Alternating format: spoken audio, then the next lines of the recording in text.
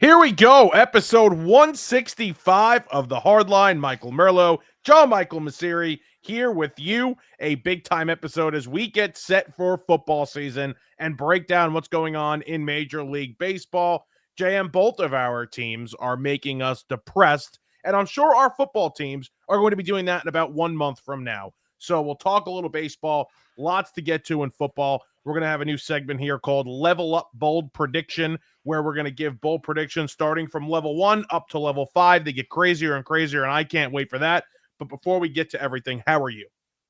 Good. I'm doing good. As you mentioned, it's tough to keep a smile these days.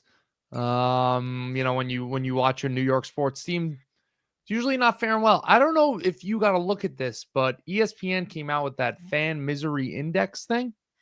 I saw somebody do it. But I didn't know this was a thing.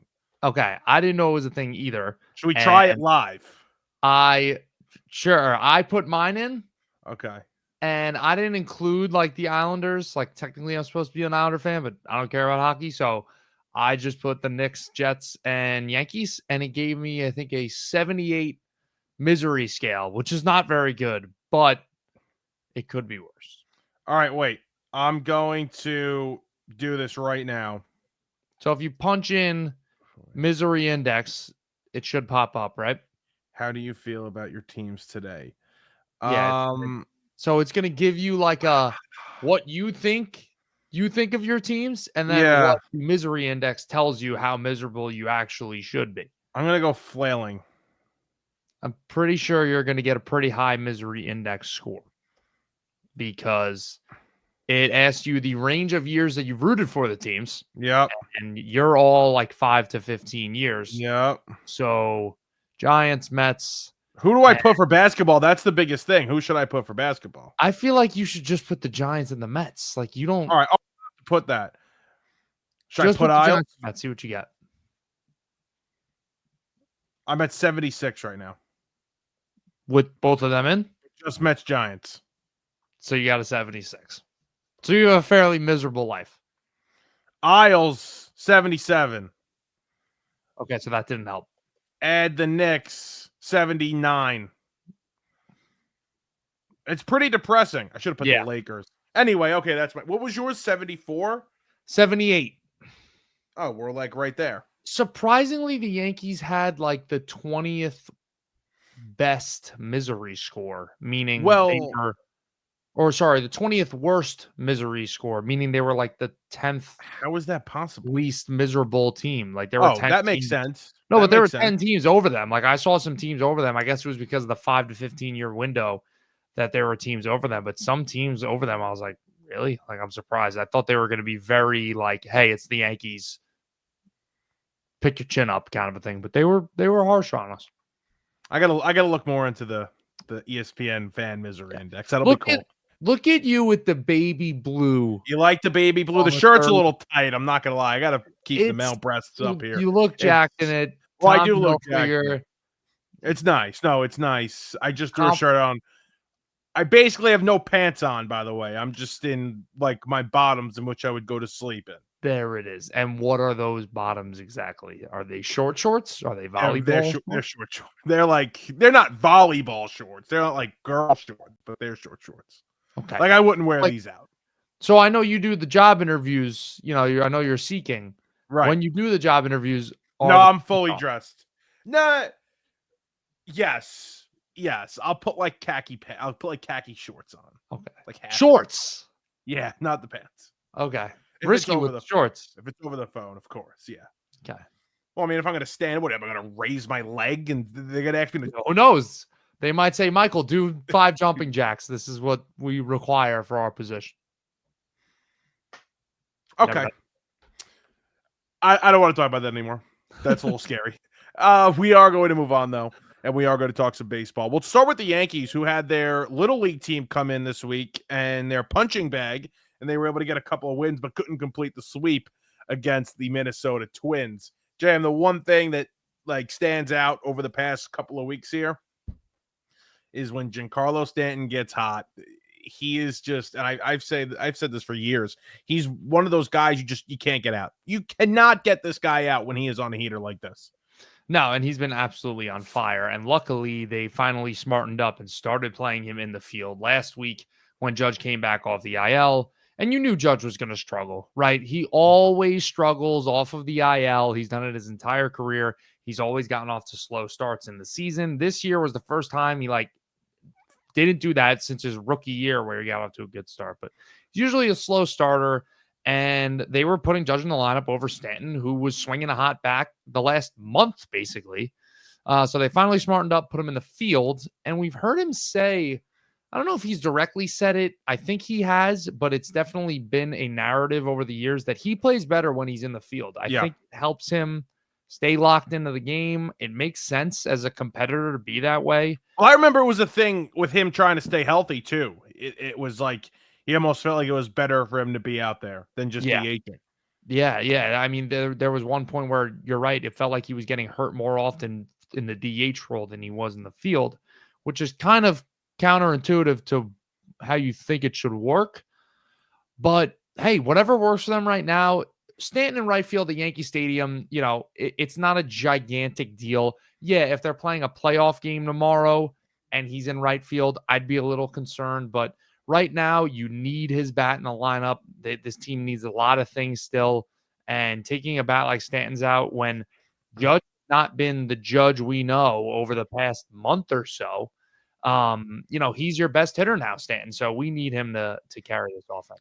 And what's funny is another guy that needs to be in the lineup basically every day at this point is Trent Grisham. And if I told you this before the season started, that Trent Grisham would be the bat that you need to get in the lineup along with Stanton and Judge and obviously Bellinger, and Dominguez was going to be the guy on the sideline for him, you would have said that's a little concerning. I think we have to have a conversation about Dominguez. I think it's great that Grisham is doing what he's doing and he's a free agent and all that. But I think there has to be a conversation at least about what the future holds for Jason Dominguez. Yeah, I don't think we need to yet, honestly. I think this is still his rookie year. I think people are on him because, there was the joke forever that, oh, how the hell is this guy still a rookie? His name's been around forever. That's because we knew who he was since he's been 16 years old. He's still very young. I think the defensive struggles are what's encouraging this conversation where you think, okay, when are we going to start having to talk? You can't put this guy in the lineup. Yeah, Blah, but blah, his OPS plus is under 100. His OPS Yeah. is 719. I mean, he's not showing you anything offensively. Yeah, but since when do we do this to rookies? You know what I mean? Like, since when? I know he's a jump down their rookie, throat? but he doesn't feel like I know he doesn't feel like a rookie, but you can't not respect the fact that the guy's big league experience hasn't been a lot. It's his rookie season. I get it. I know he's been around forever, but he got called up 2 years ago in 2023. He had a good couple of freaking games. It was basically good 2 weeks with the Yankees. Suffered the injury, was out for the year practically last year. Now he's back. Yep. And he's going through his rookie season. So it feels like a lot longer. It feels like that 2023 stretch where he was, for the 8 games that he played in was very good in. It felt like it was more than 2 weeks. I know. Because it's just been so loud because all you hear about is the Martian this, the Martian that. We've heard about him forever. But the point is, looking forward now to this team, let's just take this year out of it. Looking forward, I know it's a big conversation happening right now the past couple of weeks is who are you bringing back next year? What do you do with Dominguez? What do you do with Grisham? Grisham's really the one who's been driving the conversation because of how he's been playing. I think it's obvious at this point that it's always been this way. Trent Grisham is playing great. It's going to suck to not have him back in the lineup next year. But when you look out into the Yankees' future plans, I don't think Trent Grisham really makes much sense there. What about Cody Bellinger?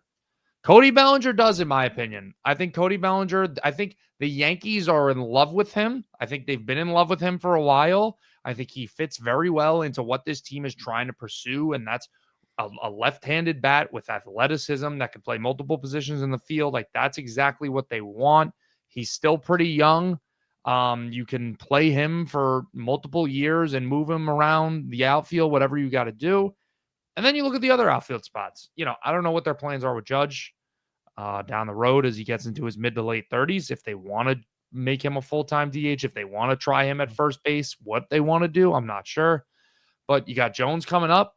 we'll see. Spencer Jones could be never heard of again for all we know. You never know what happens with this guy. He goes in his up and down waves.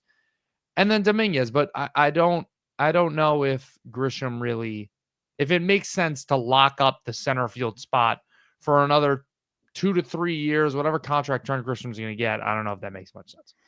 Apparently the Mets like Cody Bellinger. That's the report out there today. I don't know if you saw that in the New York Shiver me Post. timbers. Well, probably said that last year at this time, and we know what happened. Right. You going to give him $765 million? No, I think we're done giving $700 million contracts. I think we're good off of that. Okay. I don't think Steve wants to do that. You worried about the pitching at all, or just kind of so? Fried hasn't been as great as he was. He was going to cool down eventually. Yeah, you knew he was going to cool down. I'm not really worried about Fried. This happens with most. Garrett Cole goes through these stints. Yeah. Most starting pitchers do, unless you're like Tariq Skubal or one of these freaking freaks. Yeah, he's going through a rough stretch right now. I'm not concerned about Fried. I would like to see Heels pitching. I think he's pitching tomorrow, Friday. So would like to see a good start out of him. He pitched pretty well on Old Timers Day.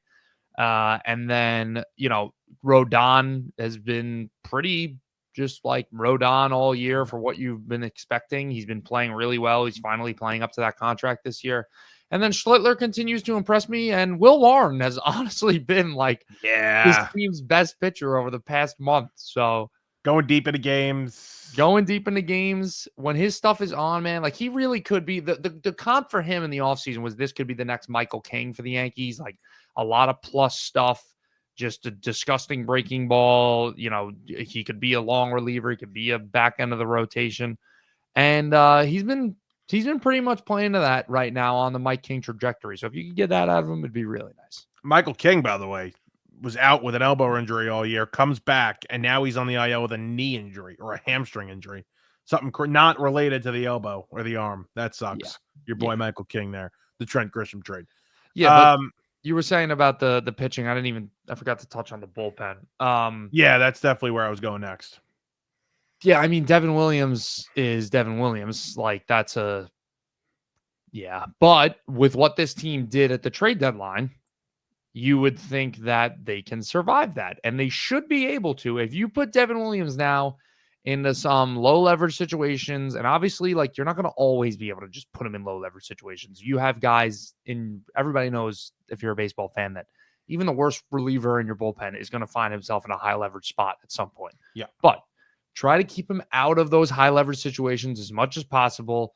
Bednar, Weaver's back. Weaver's pitching very well. Bednar looks good.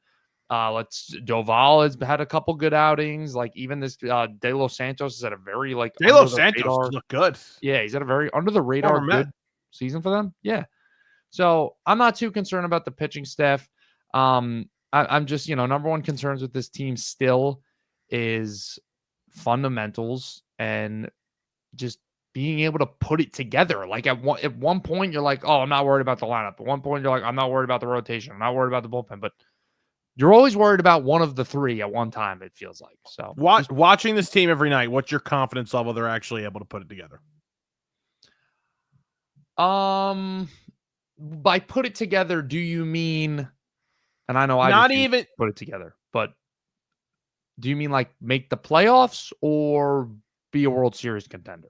In the middle, somewhere in the middle, because the expectation is that they're going to make the playoffs. They should make the playoffs. Like, they're able to win the wild card round, which I think is their, even though the AL is so wide open, it could be their max with the way they've been playing. That could be the max. But let's say divisional round. I would give them a percent chance to make the divisional round right now. What? What was the number? I didn't say it. Oh. I would give the percent chance I would give them to make the divisional round based on how they've been playing and what I think projecting. I would say they have a 40% chance to get to the DS right now. Okay. And what about the ALCS? I'd give that 25% chance. Even that seems a little high. Seems a little high. Maybe 20. Okay. Because I don't know, like, this 2024 team really screwed me up, okay? Because All right, this is what happened. The 2019 Yankees screwed me up because I'm like, oh my God, this is the best baseball team I've ever seen in my life. We're going to win the World Series. And then we didn't even get to the World Series, as we all know. And then the 2024 Yankees, I was like, this is the most fraudulent team I've ever seen in my life. And then we got to the World Series. So I don't know. Now I'm like, when you're bad, you're good. When you're good, you're bad. So like, if they could just get in, there is a chance that they finally put it together. Like, you could start putting together good baseball in the last 2 weeks of September, squeak into the playoffs, and then be a big contender. So I don't Well, know. that's the problem with this postseason. It's not the problem, but the problem with the format is that any team. I'm thinking about this from a Mets perspective. Okay, think about it from this perspective. They don't have any starting pitching. None. You know what the postseason and the way the schedule sets up? You know what benefits?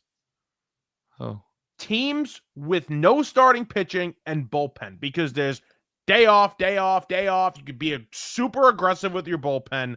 It benefits teams that have good bullpens where that's their strength to be able to just employ them and be aggressive. Yeah. That's insane the way this playoff format is. No, you're right. That's actually a very good point. I've never really thought of it like that. You could really unleash your bullpen if you want. And I think that's what it's funny, they lost the series, but I think the Brewers really tried to capitalize on that last year when they were playing the Mets with that bullpen that they had. It was great. Yeah, I mean, I don't Ran to Pete.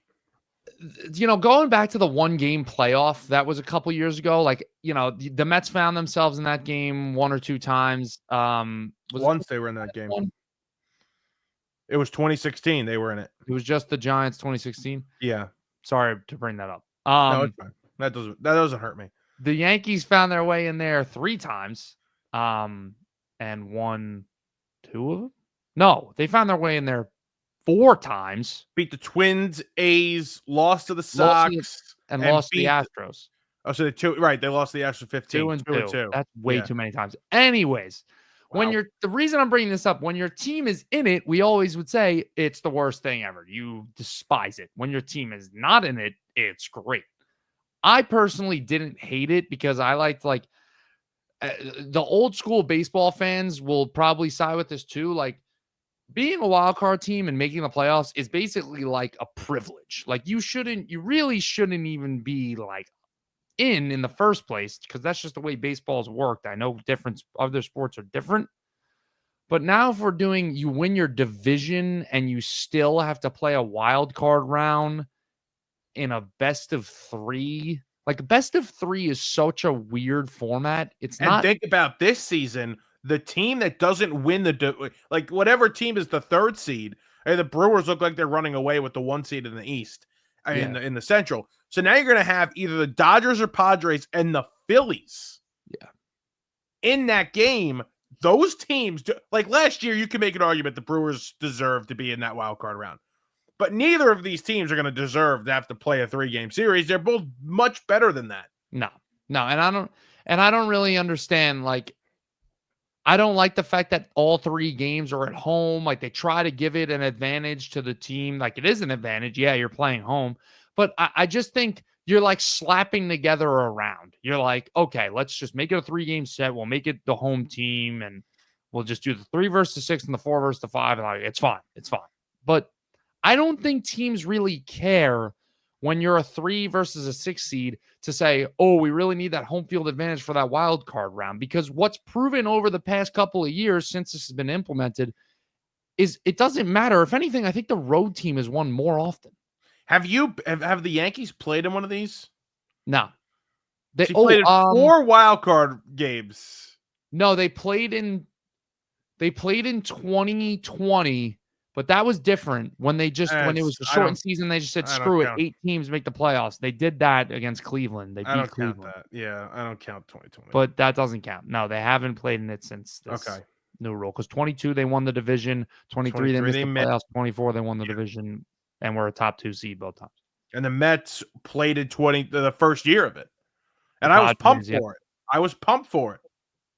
Yep. Yeah, I like it. I'm a fan of it. I think it works. I understand your point. I get your point that you don't deserve it. It's a privilege to be there. but I I think thought, I it thought you worked. were agreeing with me. I'm not gonna lie. I thought you were on my side. It was a little surprising here. No, I've switched. I've switched my opinion. I think Okay. I think it's too crazy. The randomness of one game, even though the randomness of one series could also come into play because the Angels swept the Dodgers this year Yeah. twice in 3-game sets. So like technically anybody could win a 3-game series. That's just the way baseball is. But the randomness of one singular game in this sport, I don't think that's a fair judgment. Yeah. Yeah. No, I mean, like you said, randomness is going to apply to baseball in just about any way. Like, you think about it, you see the best players on earth, best hitters on earth are only going to get 4 to 5 at bats tops a game. So, you could go 0 for 5 one day and your day's over and your team's over. There's always going to be random stuff going on in baseball, unless you just want to make the regular season 30 games and then the playoffs best of 50. Okay. Why Yeah. not? Crazy. No, I'm good. The baseball purists will love you. Yeah, it says the worst Um, idea ever. we'll wait for the Mets because they just blew another lead. It's 4-3 Braves, top 9. So we'll wait on that for a second. They're in the top of the ninth right now. Diaz in the game. So we'll wait on that for a second, and we'll talk about the Padres, who since their big trade deadline, we had spoke about it. They have been one of the best. Them and the Mariners have been one of the best teams in baseball, and they're playing very well. And they have now taken over the NL West over the Dodgers, who have dealt with a ton of pitching injuries, especially in that bullpen, in which they spent $1 gazillion on. And it just shows you, man, the money you could spend all the money in the world. If you're not healthy, if things don't go right, your season can come to a tumbling end. And I'm not saying the Dodgers season's coming to an end, but it's been a struggle for them this year. Yeah, well, it's starting the whole Dodgers, big bad Dodgers aura is starting to really fade here because half your guys are hurt. Mookie Betts is not Mookie Betts anymore. Like, I By don't the know. way, I haven't talked about that enough anywhere. What the hell is happening? I genuinely don't know. Like, what I don't happened? know. I think they got. I got to be honest. I think they got a little too greedy with this whole Mookie to shortstop thing. And I didn't Okay. agree with the move in the first place, anyways. Like, Mookie Betts was a gold glove, honestly, platinum glove level right fielder. Like, he was one of the best defenders in baseball playing right field. And yeah, he came up, he was second baseman in the minor leagues and played a couple different positions, played some shortstop and, played center field. And we know with the Red Sox, they moved him around a little bit, but he was always a right fielder. I don't get why, hey, on the wrong side of 30 here, Mookie, we're going to turn you into a shortstop. Like, I don't understand it. I know he's not a big, bulky guy where, he's not a traditional shortstop build. Like, yeah, he does have, I guess, a middle infielder's build, but I think it was a little too late. And I mean, I don't care what that guy says, what Mookie says. It's got to be in the back of his mind as a hard adjustment to be like, yeah, it's the same thing, whatever. I'm playing shortstop, I'm playing right field. It's no difference to me. Like, no, shortstop is the hardest position, arguably, defensively in the field. And that takes a toll on you, I think. I also think he started out the year, he was sick. I don't know if he missed Yes. time or not, but he missed a lot of spring training and he had shed like 10, 15 pounds. It might have been more, but he came into the season sick and they had no clue what was happening. It was a little scary at one point. And I don't know if that has something to do with it or it's the position change. I mean, he played a little short last year. They were moving him around all over the field last season. I remember at second base at some point, and it wasn't an issue. Now it is. I don't know. It sucks because I love when he's on. I love when he's playing well.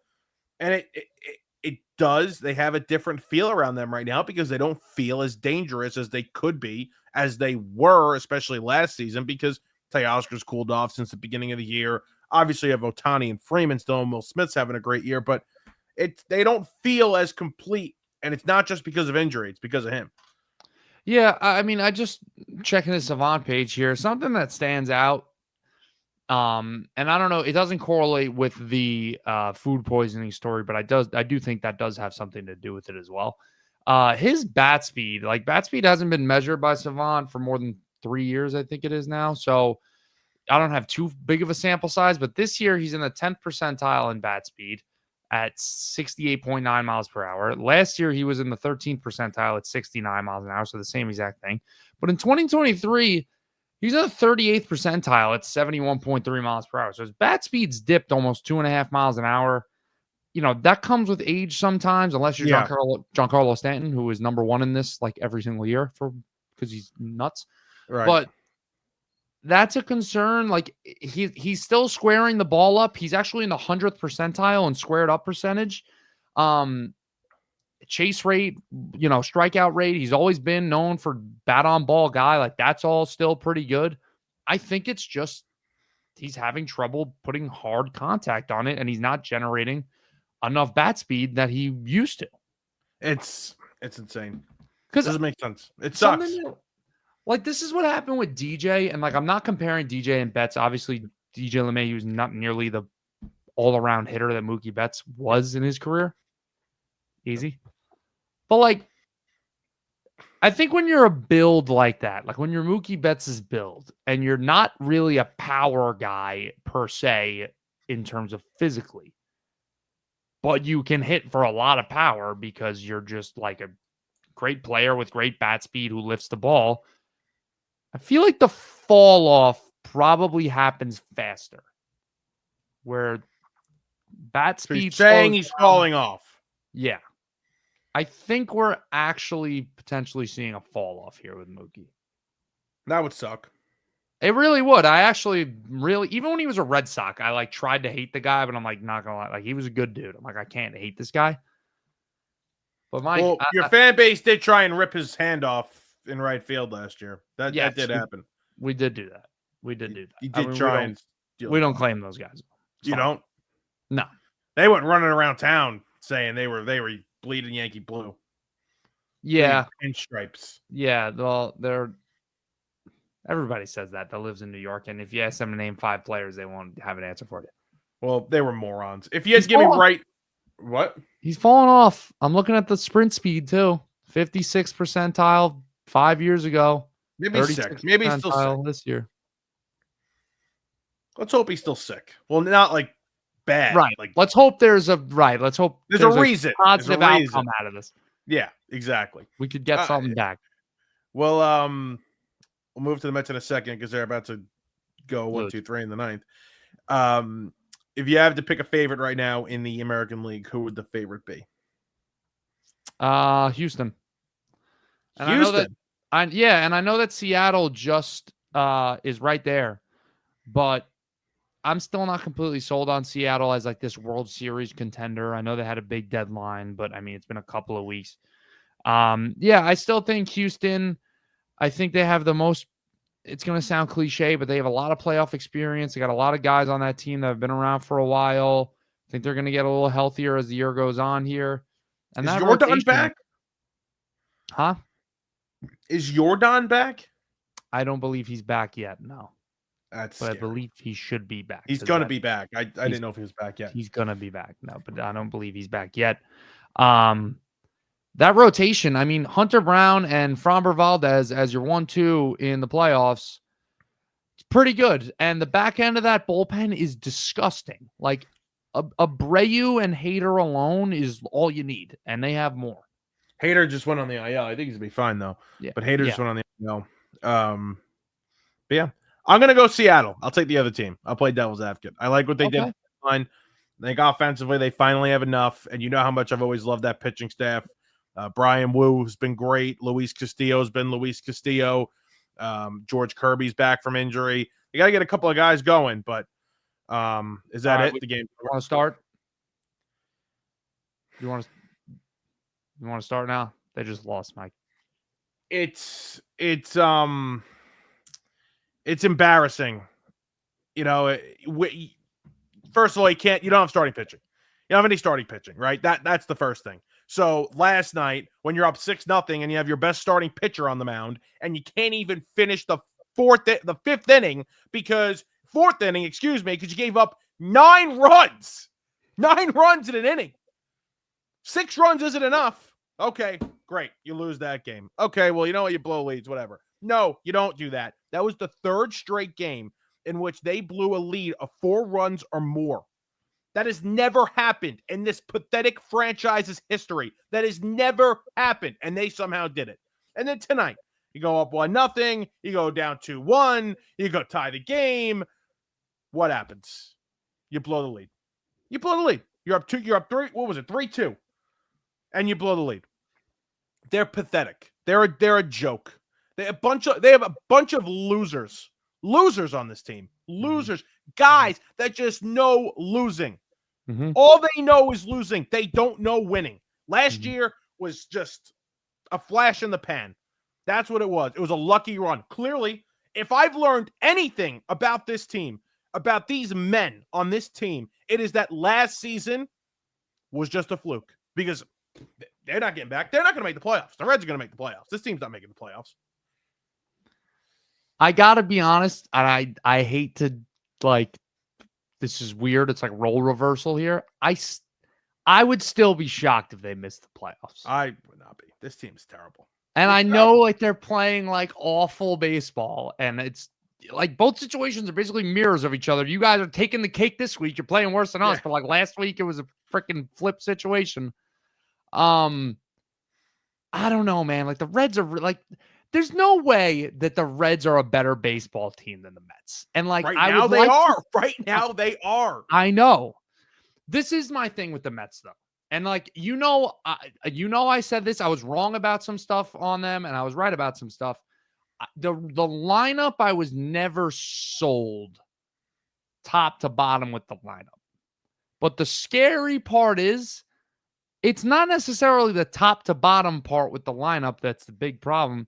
It's the top 3 guys are not doing anything. I mean, Soto's the only one who's really done some stuff here. Yeah, Pete, nice. He beat Darryl Strawberry's record and he hit 2 home runs in the game. Talking about that. Let's start the parade. Anyways, he hasn't really been great though over the past couple of months. He's come back down to earth. And Lindor, I know he had a homer tonight, but like, who cares? He has been, I think, the one to blame the most. He's been the worst out of the bunch. He has been better the last few days here, but he's been the worst of the bunch. And you hope he's getting going. And Alonso had a pretty prolonged slump as well, but he, for the past week or so, has looked like he's come back to life as well, which is good. So, and Soto's been somewhat consistent here. He had a little bit of a slump. Tonight was the first time in 8 games that a pitcher pitched through 5 innings. That's absurd. That's how bad this is. That's how bad it is. That's the problem right now. Is not only is the lineup concerning, the pitching's been really concerning. The starting rotation is really starting to fall off. I think it makes sense when you think about these starters. You think about Senga, who's had some injury woes. He's known for not going deep into games. He's always got this problem with the pitch counts. Clay Holmes was a converted closer to a starter. He's fallen off. Yeah, and then the bullpen, I think, has been really taxing on them, like you just mentioned, that nobody's gone in more than 5 innings in 8 games. And then tonight they go to Rogers and Helsley, and who gave up 2 runs tonight? Gave up the lead. And Helsley's been awful the past week. I mean, he's been terrible. So those are not winning formulas. When your rotation can't give you those innings, I don't care what bullpen you have, you're going to tire them out. It's going to wear them down. That's exactly what's happening.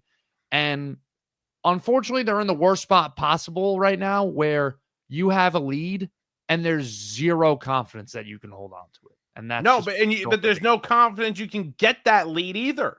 Like, even when I'm not confident when they go out there, they're going to get a lead because I don't know what this offense is going to do. And the last couple of nights, they've been fine. Nothing to complain about. And tonight, they have to be better. But, the last 3 games prior to tonight, they scored 6, 13, and 6. I mean, you got to win those. You're 1-2 in those games. You got to win them. From an administrative view, right? Take the players out of it. Who's to blame the most? Is it Chavez? Is it Mendoza?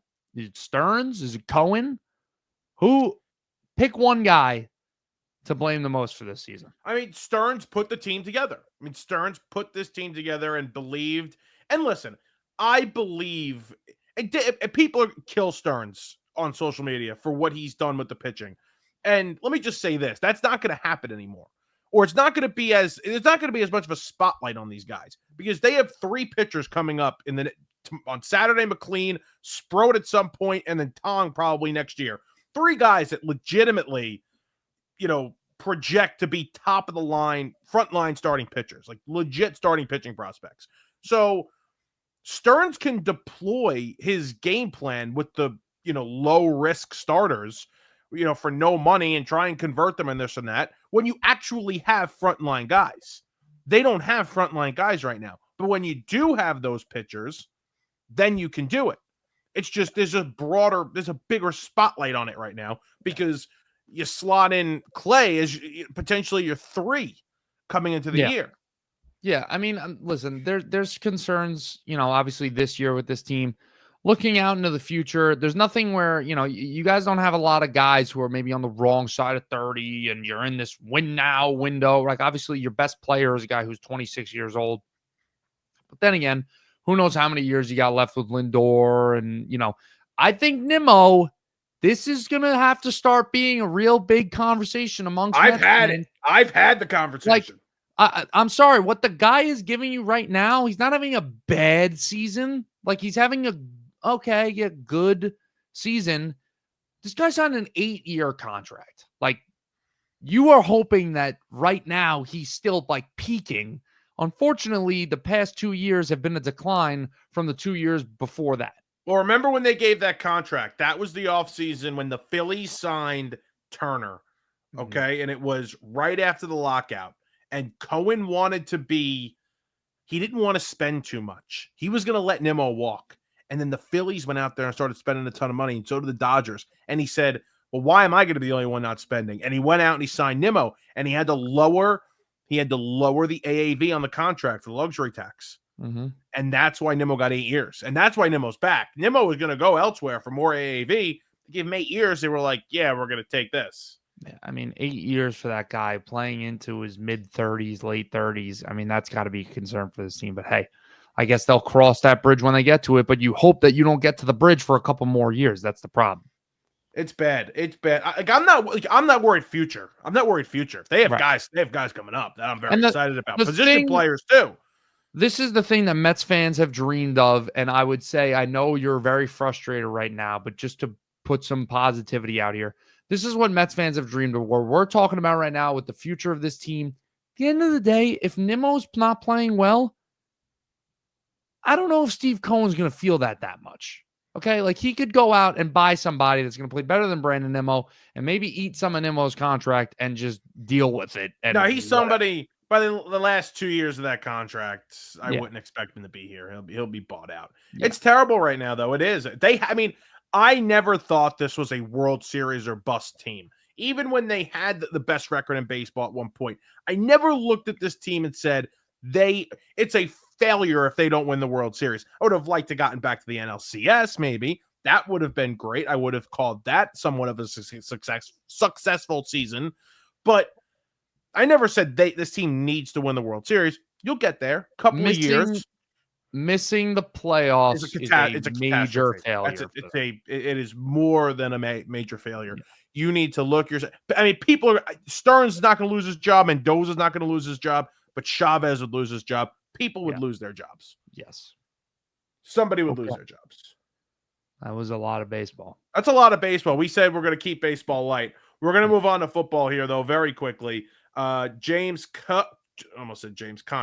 James Cook, paid by the Bills, 4 years, $48 million. We expected that to get done. He was big for them last year. A lot of touchdowns.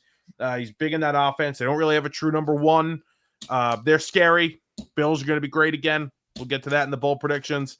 I'm pumped for the Bills. I'm pumped for Cook. I'm pumped for Allen. Yeah. I mean, honestly, I don't have any. It's not a shock. It's not a shock. Yeah, and I don't have any strong opinion on this. Like, it's James Cook. Like, no disrespect to him. He's a good running back. Not great. I think it's just like a normal running back contract that's of this similar skill level. Like, it's not earth-shattering, game-changing news. Like, this isn't a Saquon Barkley, Derrick Henry type of guy, but he had a nice year for them. They've been looking for stability at that running back position for a couple of years.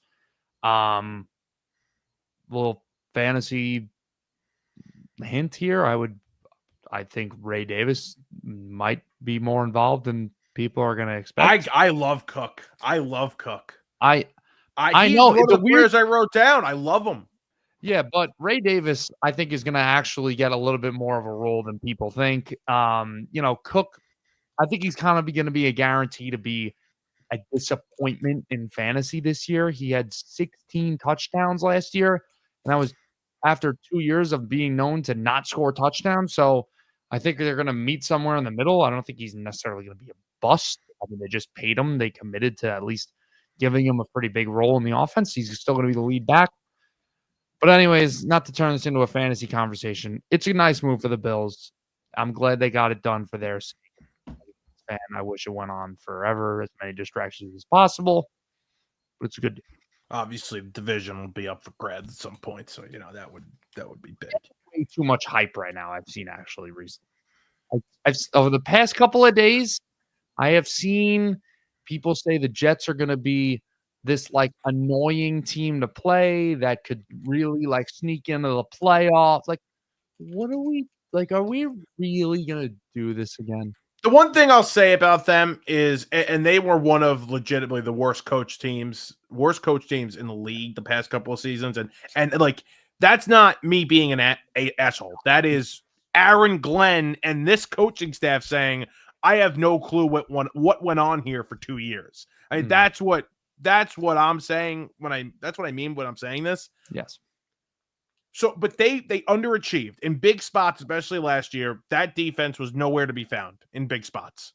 And I wonder how long it takes this defense to acclimate to Aaron Glenn's system and Aaron Glenn's way of playing and coaching. How long does that take? Because if it's quick, then I could see them being a pesky team that could win 6 or 7 games. I mean, I think they're going to win 6 or 7 games, but maybe 7 or 8 wins. No, I mean, I understand the annoying team, and I'm not saying they're just going to be awful. I don't expect them. I would be disappointed if this team wins 3 or 4 games, obviously. I think this roster is a little better than people are giving it credit for, and you could see if Glenn really gets his imprint on this team the way he wants to, that they could be a tough team to play, we'll call it. But I expect them to do basically what you said, form an identity as the year goes on, kind of like what the Lions did that year when they beat the Packers in week 17 or 18 and spoiled their playoff chances. And then the next year they took off as a, NFC championship appearance. Like that's your dreams. That's your dream scenario. Play better as the season goes on, develop an identity on both sides of the ball. Start playing some exciting football to get excited about 2026. Do that. That's what I'm expecting. Yeah. I mean, I think it's all I've had conversations with Jeff fans, especially literally today. Like, 7 or 8 wins. I was like, how are you going to do that with a running back playing quarterback? Like, maybe if Tyrod's playing. So, all right. Maybe if Tyrod's playing. That, though, like, I don't think that's a crazy expectation on people to say 7 wins. Like, okay, 7 wins. I think they're a 6 or 7 win team. It's a light schedule. I think it's the 8th easiest schedule. 6, 7. I think it's a 6 or 7 win team. That's what I think. Yes. And I want to see 2022 Jets here, right? That year with Sauce and Brees's rookie year and Garrett Wilson, like that real good defense, good running game, bad quarterback play. But hopefully, I would really hope, even as much as I don't like Justin Fields, I would pray that he's better than rookie Zach Wilson and put together that kind of a team. If they don't run the football, if they're not running they're going to run the football. I'm just saying, if they don't, we got problems. Yeah, their offensive line is going to be obviously the biggest driving factor in how their offense is. It's going to be a good offensive line. It should be a good offensive line. It should be a good offensive line. It should be a good offensive line. Keyword, should. Listen, the Giants put together offensive lines where I'm like, it should be good, and it's terrible. Yeah, exactly. But this is a young group, young bookend tackles. I love it. I love Aaron Glenn. I freaking love Aaron Glenn. I run through a wall for him. See, I like this because you hated Saleh, so I like this. And I love Aaron Glenn too. And I will admit there was a lot of phony energy about Saleh. There's no phony energy about Glenn. This guy's legit. Priority list for the Jets this year it's not number one to be an annoying team or win 7 games, whatever. The number one thing is to start to de-stink the organization. Mm-hmm. Get rid of the stench of Aaron Rodgers and freaking the Athletic article that came out and tore down the Woody Johnson regime last year, and just all other, Saleh, Douglas, all other drama that came last year. Just get rid of it and start over. The one thing, I have one issue with Glenn a little bit when I've listened to him with the media, and I don't know his relationship with these guys and gals there. He's a little Belichickian, where he's not as nasty, but he doesn't give you anything. Right. And I'm not saying he's got to give him everything, but he's just very she's almost like feels stubborn. He feels stubborn when answering questions. And I don't think you should have a big head like that just getting to this town. And I know he's played here, but becoming the head coach of this team in this town with that media, I think that could be an issue. But I get it, because it could blow up in your face. Right. If you're playing poorly and you're acting like you're the man and this and that, and you're perfect. And I don't think that's the way he is, but that's the way he comes across sometimes. I get that. And honestly, as of right now, if that's the number one concern with my coach, I'll take it. Love it. How about my G-Men? We're back. I'm really feeling good about this team. I'm feeling good. I think they got a steal in the 5th round with this kid Membu, the right tackle. He's massive. I'm feeling good. What does that mean, though? Like 7 wins. 7 wins. Okay. Fine. Like 7 wins. Cool.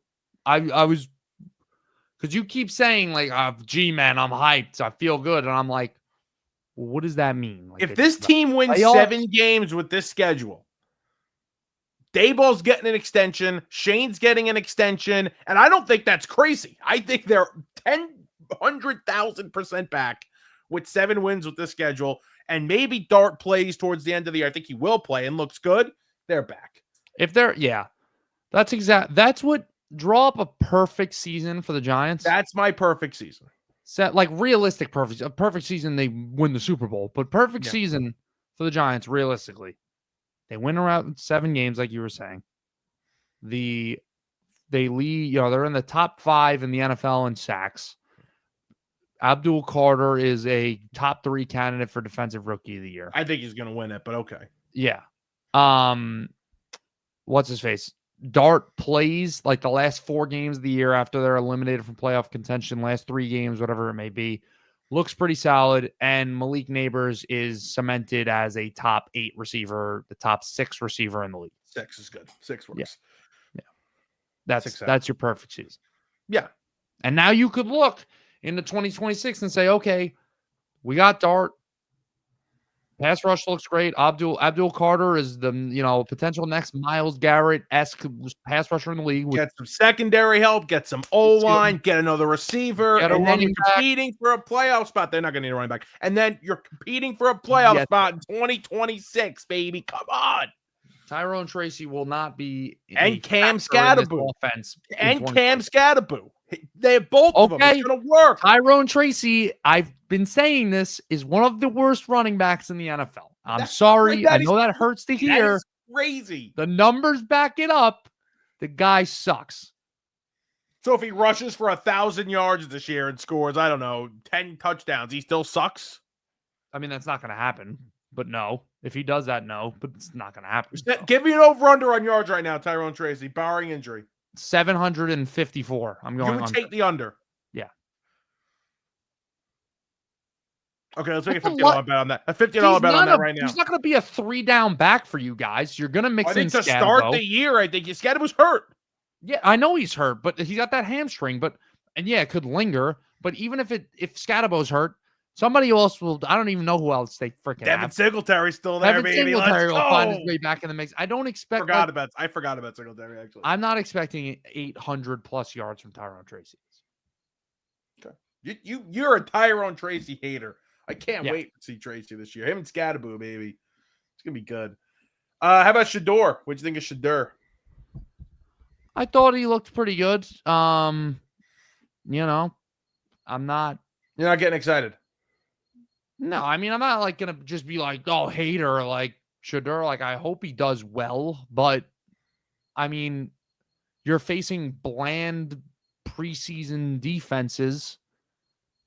I don't really necessarily think playing good in 2 quarters of the preseason, I'm supposed to be like floored by your performance. He's part of my bold predictions, and that's what we're going to get to right now because the next two topics are both in my bold predictions, so we're going to get to it. So we're going to start that, but Shador is part of my Let's bold start predictions. it then. All right. So we're going to go 1 through 5 bold predictions, 1 being the least bold, 5 being the most bold. JM, you start. Give me 1. Oh, okay. All right. My level 1 bold prediction is the only one that is about my favorite team. Breece Hall gets overtaken by Braylon Allen as the lead back in New York, and the Jets let Breece walk in the offseason. Wow. Okay. Yeah, that's level 1. I don't think a lot of people out there should be like floored by that. I don't think that's crazy to imagine. And here's my reasoning for it. I mean, you put like, this isn't Madden, right? Where we're just like, oh, who's a higher overall? Let's just start the guy with the higher overall. Like, there are other things that are going to go into this. Breece Hall's got 1 year of control left. Braylon Allen's got 3.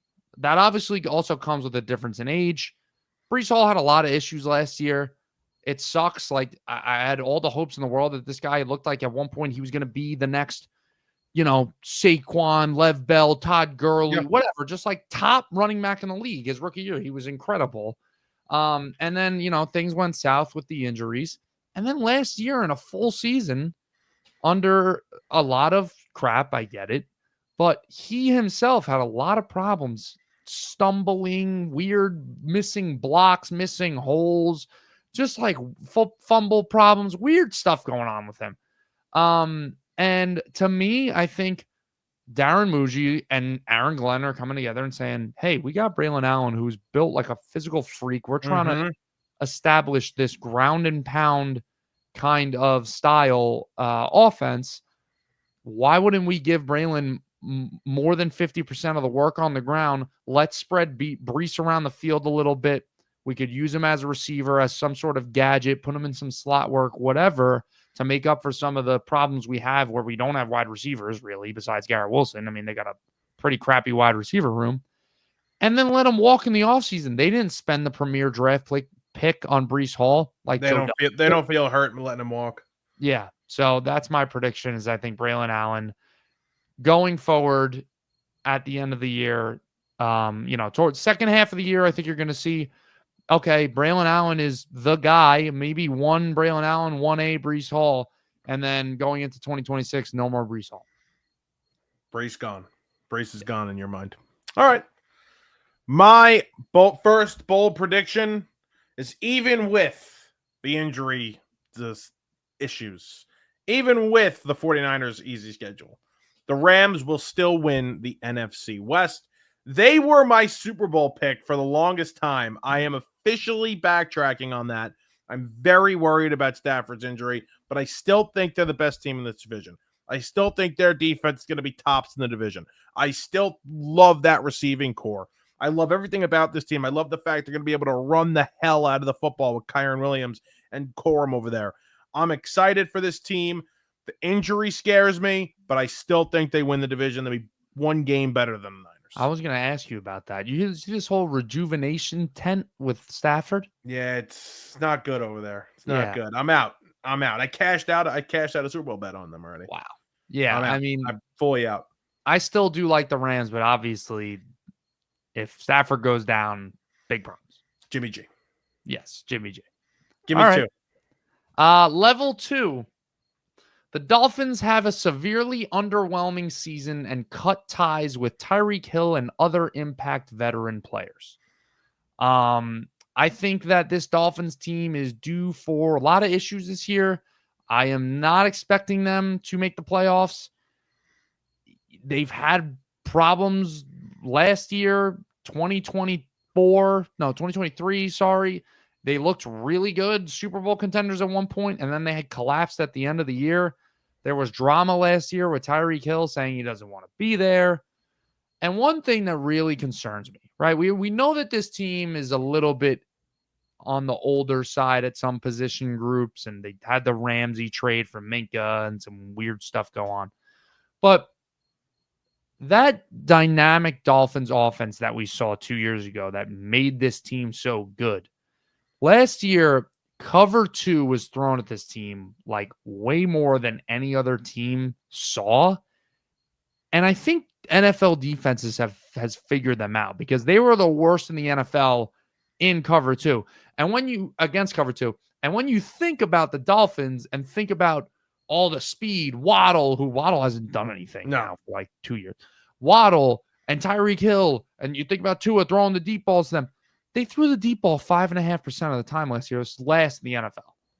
So they're the worst against cover 2. They throw the deep ball the least in the NFL. You had this like gross offense last year with like Jonnu Smith getting check downs. It was nice for fantasy purposes. He was legit last year, Yeah. man.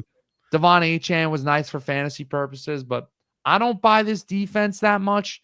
And I think the offense is going to struggle. And who knows if Tua is even going to stay healthy. I think the Dolphins could be in an ugly situation this time next year. I almost put them on level 3 with Mike McDaniel getting fired, but I had a feeling you were going to have it on, and I left it off. It was also going to come with the last place, too. I don't know about that. But I was going to throw that in. I would not be surprised to see them finish in last place. I wouldn't. I think definitely the Patriots going to be 2. They're going to have a nice year, but yeah. All right. Number 2, level 2 for me. Dylan Gabriel is the guy that Kevin Stefanski wanted. He was the guy that he set out to draft. He didn't want Shedeur. I think that was a little forced. And Dylan Gabriel gets much more runway this season to show whether or not he is a franchise quarterback than Shedeur Sanders. I think he'll play double the amount of games barring injury. I don't think you see Shedeur much this year unless Gabriel is that bad. But I don't think he's going to be that bad. I don't think we see Shedeur much, if not at all, in the 2025 season. I like that. I actually really like that because it makes sense. I feel like everybody's just dismissing Gabriel. Like, yeah, he was the pick over Shedeur. He was the pick in the 3rd round, too. Yeah. I don't think they're just going to randomly be like, oh, yeah, forget about Gabriel. Mm-hmm.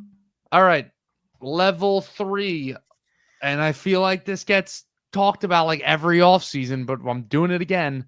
Mike Tomlin's winning streak ends, and the Steelers look to rebuild for 2026. And trust me, these are going to start getting a little bit more bolder. And I think my level 5, you're going to like freak out. But anyways, I'm pretty sure this is level 3. This is your level 3. This is my level 3. This is exactly my level 3. Okay. The Steelers, right? I guess we'll kind of combine here. Yeah. You want to chime in at any point? I swear this isn't Jets fan talking, okay? As I've made it known on this show over the years, I like my numbers, okay? I really don't think Aaron Rodgers has much left in the tank here, okay? I think everybody's just like, oh, wow, he had pretty good stats last year, and like, well, he was on the Jets, whatever. Like, I don't necessarily think that going to Pittsburgh and having DK Metcalf and then a bunch of like nobodies around you is going to make this offense scary by any means. And then you look on the defensive side of the ball, what we're dealing with age here. A lot of guys aging.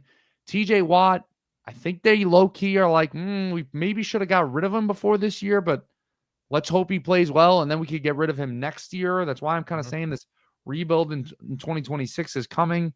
I think no matter what they finish this year, I think TJ Watt, this is his last year there. Mike, one stat, I'll let you give your opinion on this whole Steelers thing. One stat that really concerns me. 39 quarterbacks were eligible for this stat last year, and it is catchable targets, right? So pretty straightforward. If you were targeted, what was the percent chance that target would result in a catch? Right. Aaron Rodgers was 38th out of 39 quarterbacks in catchable targets last year. And this is a guy that we know over his career has been alarmingly accurate. Mm-hmm. That's a concern for me. Yeah, I think, again, I don't like the move that they made to get Ramsey trading Minkah Fitzpatrick. I hated that. I think you're right about Watt. I think you're right in general about the way that this is an old defense. This defense is aging, and they're not getting much better as every season goes on. They play in a tough division. Obviously, the Ravens are going to be competing for the 1 seed. The Bengals are going to be a lot better, and their offense is absolutely loaded. And I think the Bengals are going to be back in the playoffs this year. You know, I'm always down on the Bengals. I'm high on the Bengals this year.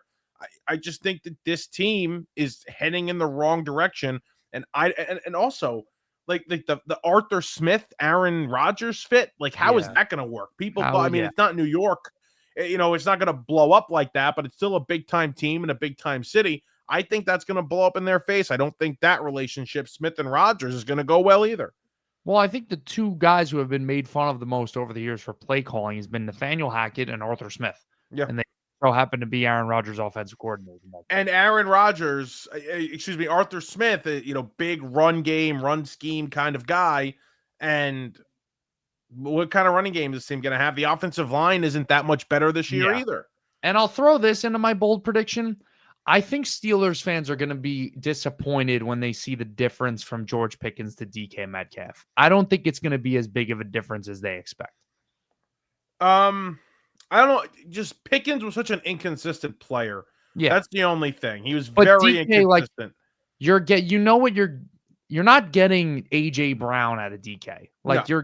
you're getting a physical freak receiver, but you're not getting the alpha like X can run the shit out of a route tree kind of guy in DK like you do with AJ Brown. Also, that makes AJ Brown a top 5 or 6 receiver in the league. DK's really good. I think the contract was a little ridiculous, and I'm sure he'll have a nice year, but I don't know if he's going to necessarily be this like all pro level receiver for them. I don't think that's going to happen. All right. 4th. I really hope this just shows the authenticity. It's definitely not going to be the same. Okay. The next 2 are absolutely not going to be the same. Number 4, my level 4 bold prediction. The Washington Commanders missed the playoffs. Oh, yeah. 2025.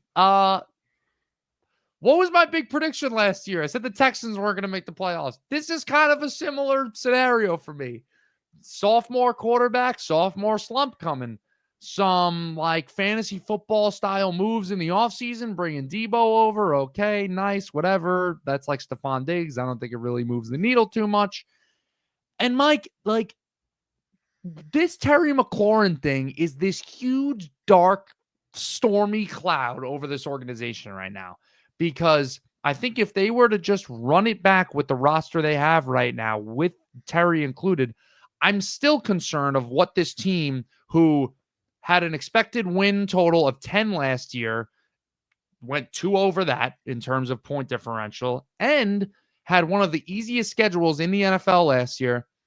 Now this year, with 1 year of film on Jaden Daniels, on this offense, on just 1 year of this new Commanders team under the radar now, I don't know if Debo Samuel and Terry McLaurin and an aging defense, again, like Marshawn Lattimore and Bobby Wagner and some of these guys on this defense, is going to be enough to get this team to be a playoff team again. I don't know, let alone a Super Bowl contender. I don't know if you've seen the list of quarterbacks they beat last year, but if you could find it, if you have it, look at it. They beat nobody of note besides Goff in the divisional round last year. It is. Burrow. They did beat Burrow.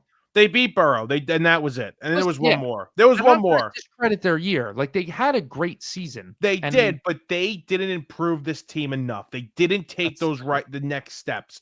And Terry, like, I'm going to assume he's going to be back. I'm going to assume he's going to be suited up week 1, but they didn't add enough in this wide receiver room. Debo was not enough. It wasn't.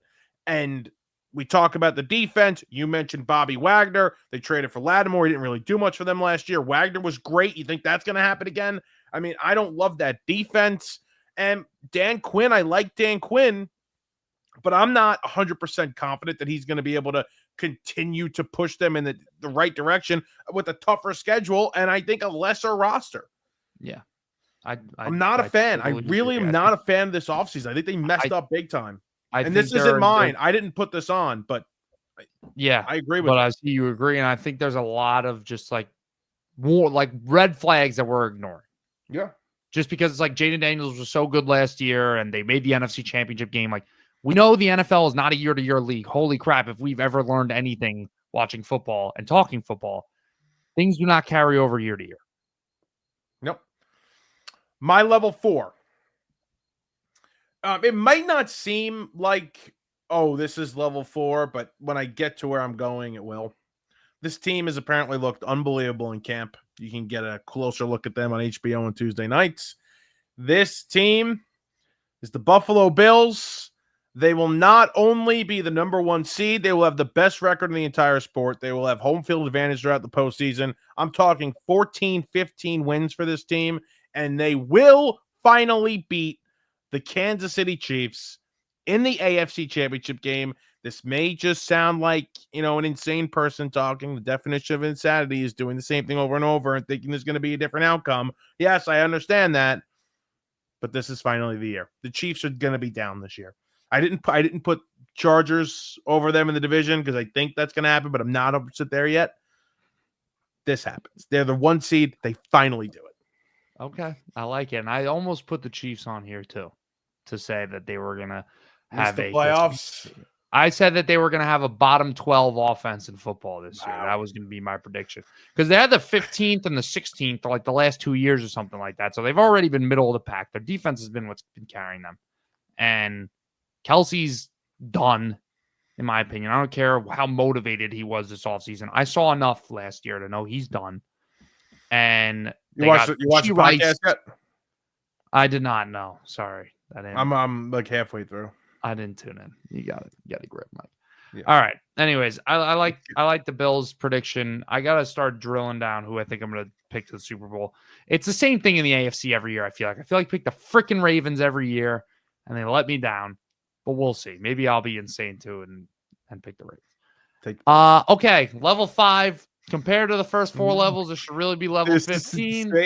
I can't wait. Trevor Lawrence finishes top 3 in MVP, and the Jaguars win the AFC South. Wow.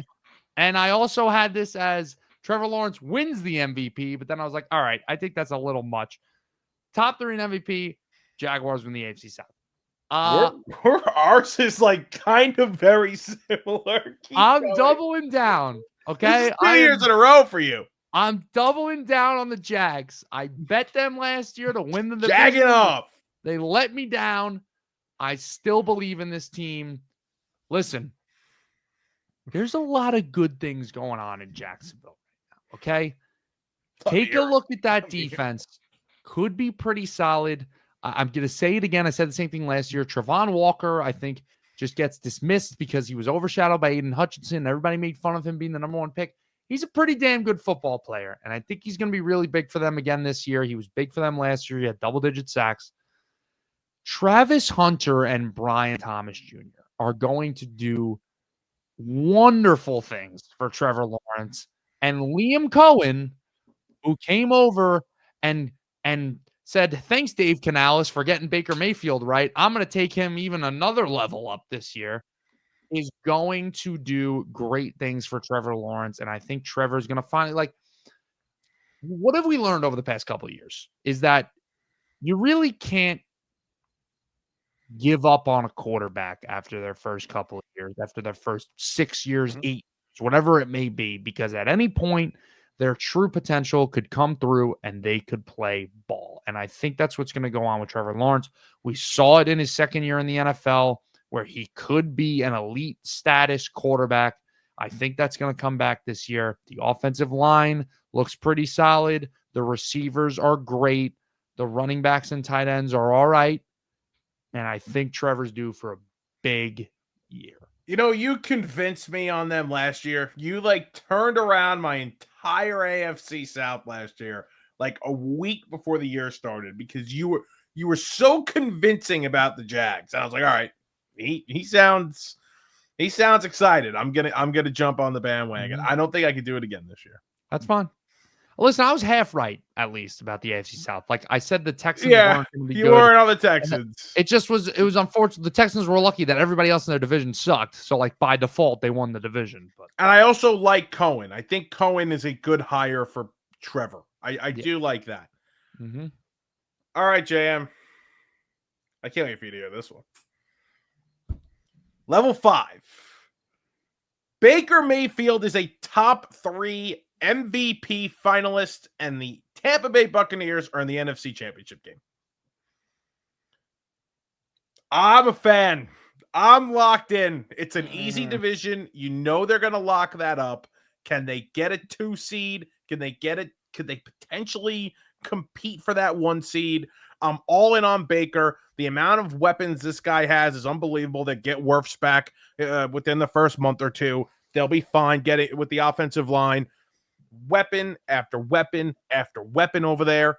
They just drafted the kid from Ohio State. What was the kid's name they got last year? Was it McMillan, and now they got Ibuka, yeah. Ibuka. Obviously, Godwin's coming off the injury. That'll be a little tough. And Evans, of course. I'm all in. And the defense isn't as bad as people think. I'm all in. I might get to a point. I might get to a point in a wide open NFC that this isn't just the NFC Championship game. This is the Super Bowl. I've been thinking about this for the last week and a half now. Since the Stafford injuries come out, I've been thinking about who's going to be that team. Who's going to be that team? The Bucs might be that team for me. So is this a spoiler alert? Are you going Bucks Bills in the bowl? No, I'm not there yet in the NFC. I'm Okay. between 2 teams. I'm between 3 teams in the NFC right now. I'll tell you them if you want to know. I like the boldness. I don't know if I could get there with this one though. I don't know. What's the problem with the Bucs? I like it. You came out swinging, but to be honest with you, one of my predictions I was gonna put on this list was gonna be that they don't win the division. Wow, so they're gonna miss the playoffs, and they're gonna miss the playoffs. Yes. I don't know. Like Baker's, no disrespect to Baker, like he's here. He's put all the doubters to bed. He's the man. I get it. But I don't know if we're going to get 40 touchdowns out of him again. I don't know if we're going to get as good of a passing season out of him. And Mike Evans, like one of these years, he's going to have to fall off. And that's fine. Even if he does fall off a little bit, I think Ibuka's in a spot where he could really come. He's a very polished guy. That's what you love about Ibuka. You could throw him in the lineup day one. He's not going to make a lot of mistakes. He's a pro-ready receiver. He's going to be a good player in this league. McMillan is great too. Experience of last. He looked great last year. Godwin, I think you could kind of think of as a non-factor this year. Yeah. That's a very, very ugly injury to come back from. It's coming back, especially at his age. It's tough. Yeah. Let's see the defense too. If the offense takes a step back, I don't think the defense is going to be able to make up for it. So that's my concern with them. But I like the bold prediction. That's what bold predictions are for. I'm between right now in the NFC. The Rams are still in consideration. The Bucs are in consideration. And I'd say the team in the lead right now is Green Bay. That is wow. Philadelphia is not even in the discussion.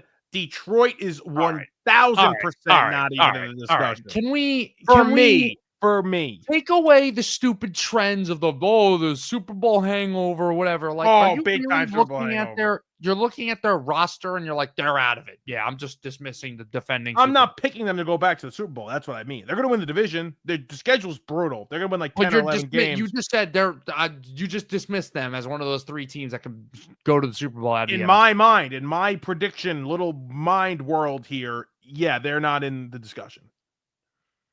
And neither is Detroit. All right, Detroit, sure. Detroit, I'm scared with the whole Eagles effect of losing when they lost Steichen and Gannon. I'm scared with Johnson. And I know you're Mr. like #1 Dan Campbell hater.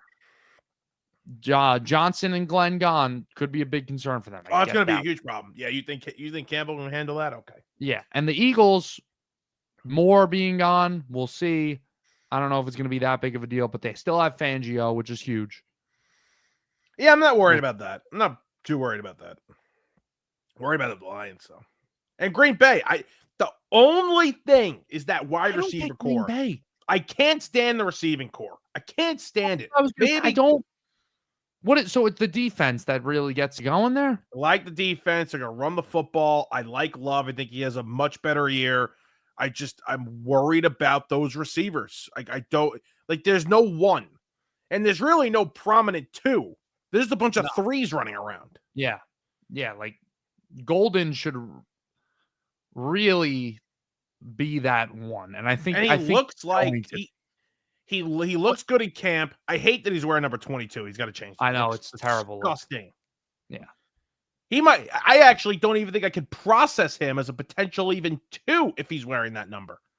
I Yeah. can't. That doesn't work. Rashid Shaheed, the Saints guy, he does the same thing. He's Yeah, 22. It's a I terrible don't look. consider him anything. I Like don't who's that consider kick returner catching touchdown? exactly. Literally, he's got to change that number. It looks awful. Yeah. It probably That's it good probably has stuff, some Mike. deep, it probably has some deep meaning too. Yeah, I know. Whatever. All right. Quick fantasy, or are we done? I'm done here. Hour Yeah, 16. I'm done too. I don't got the energy for the fantasy part. We'll save that for next time. Do a whole fantasy episode maybe in a week or two. Get stuff going. Football season's back. We're back. We're gonna try and get in person. We have a nice backdrop for the next episode. Gonna tweak the intro a little bit. It's gonna be nice. Big football season and baseball torturing us. We'll talk to you guys next time. Thanks for listening.